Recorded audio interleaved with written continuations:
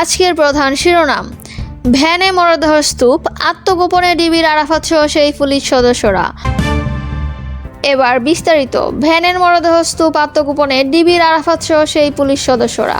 সামাজিক যোগাযোগ মাধ্যম ফেসবুকে ঘুরছে 1 মিনিট 14 সেকেন্ডের গা শিউরে ওঠা এক ভিডিও। গুলিবিদ্ধ মরদেহ গুনে গুনে ভ্যানে তুলছে পুলিশ সদস্যরা। পরে একটি পরিত্যক্ত ব্যানার দিয়ে সেগুলো ঢেকে দেওয়া হচ্ছে।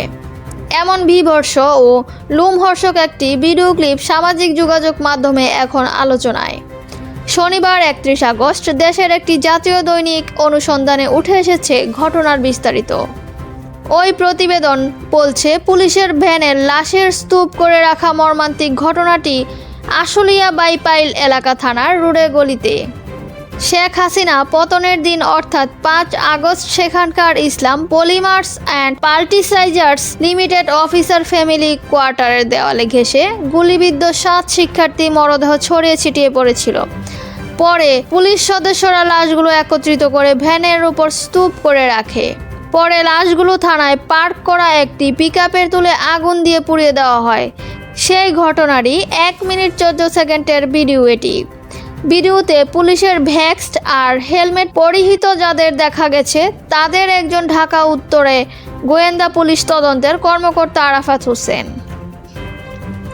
বিষয়টি প্রকাশ্যে আসার পরে আত্মগোপনে চলে গেছেন তিনি সহ ভিডিও চিত্রে থাকা পুলিশের সদস্যরা।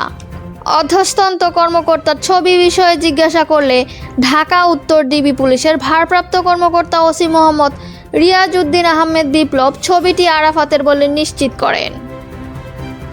আরাফাতের গ্রামের বাড়ি বরিশালে। প্রায় 2 বছর আগে তিনি ঢাকা জেলার গোয়েন্দা বিভাগে যোগ দেন। তার বাবা মোহাম্মদ আরিফ হোসেন বদরটুনি মাধ্যমিক বিদ্যালয়ের অবসরপ্রাপ্ত প্রধান শিক্ষক এবং হরিনাথপুর ইউনিয়ন আওয়ামী লীগের সাবেক সভাপতি।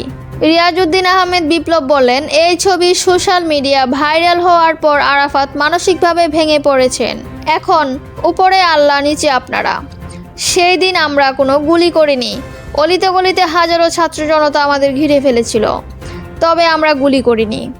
সেদিনকার নির্দেশে ডিবি টিম আশুলিয়ার দায়িত্বে ছিলেন এমন প্রশ্নের জবাবে রিয়াজউদ্দিন আহমেদ বিপ্লব বললেন, ঢাকা জেলার পুলিশের এসপি পদে পদোন্নতিপ্রাপ্ত আবদুল্লাহিল কাফি স্যারের নির্দেশে সেই দিন আমরা আশুলিয়ায় ছিলাম। আল্লাহর রহমতে 5 আগস্ট আমরা প্রাণে রক্ষা পেয়েছি, নইলে আমাদেরকেও মরতে হতো। এতক্ষণ সঙ্গে থাকার জন্য ধন্যবাদ।